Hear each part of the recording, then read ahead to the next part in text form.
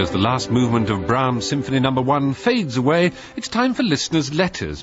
If you remember last week, I initiated an unusual name competition, a prize of a magnum, complete with ammunition and silencer, to the most outre name submitted by letter.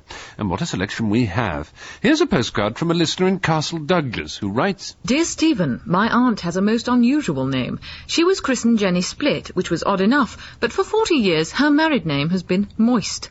Pretty strange, eh? Yours sincerely, Crampwell Bar Hostage.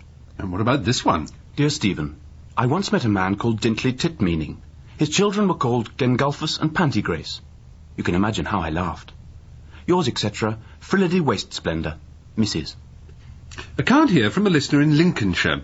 Dear Mr. Fry, some people really do have absurd names. At a coffee morning in Louth, I was introduced to a girl who told me her name was Cleftine Straightbladder. How we all howled. Faithfully, Milden Nipple Cream. Dear Stephen, for 10 years I have lived next door to a couple called Stank and Moulina Stopfroth. I giggle every time I see them.